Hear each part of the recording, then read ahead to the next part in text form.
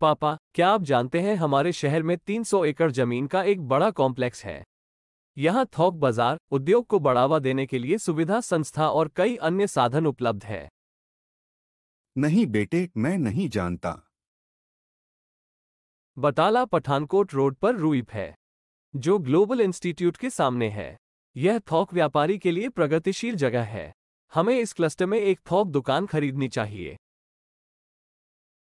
बेटा, आप जानते हैं कि इन दिनों मंदी है और हमारे पास बड़ा स्टॉक बिना बिका पड़ा है और मेरे पास आपके बेकार प्रस्ताव के लिए पैसे नहीं हैं। हाँ, हमारे पास बिना बिका माल है, कोई ग्राहक नहीं खरीद रहा है। हाँ। हमने अपने बिना बिके स्टॉक का प्रदर्शन नहीं किया है।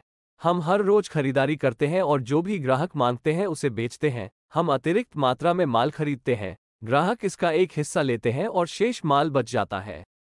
इससे हमें नुकसान होता है और हमारा मुनाफा कम हो जाता है। यहाँ कोई भी हमारी मदद नहीं कर सकता है। यह केवल हमारे साथ ही नहीं बल्कि हमारे जैसे हर थोक विक्रेता के साथ भी होता है। अब अगर कोई हमारी मदद करता और हमारे बचे स्टॉक को अन्य थोक व्यापारी को प्रदर्शित करता और उसी तरह अन्य थोक विक्रेताओं के सामान को क्लस्टर के प्रोग्राम में प्रस्तुत करता तो हम इस बचे हुए स्टॉक को बेच सकते हैं। यदि कोई परचून ग्राहक कोई माल मांगने आता हो, अगर उसके पास वो आइटम ना हो तो वो क्लस्टर के वेबसाइट में दूसरे क्लस्टर के थोक विक्रेता के माल को चेक कर सकता है और अगर दूसरे के पास वो आइटम है तो वह उससे मांग सकता है। वेबसाइट पर कीमतों की और वेबसाइट को एक्सेस करने की सावधानी रखी जाएगी। चूंकि हम एक दूसरे के व्यवसाय और अधिशेष को नहीं जानते हैं, इसलिए हम एक दूसरे के स्टॉक का उपयोग नहीं कर सकते हैं। हमारे पास ऐसा पोर्टल नहीं है जहां हम अपने उत्पादों को अपलोड कर सकें और अपनी क्लस्टर दुकानों से खरीद सकें। हमारे पास फोटो को अपलोड करने का भी समय नहीं है। रूइप में यह लाभ उपलब्ध है और रूइप के समर्पित कर्मचारी हमारे लिए सेवा प्रदान करेंगे।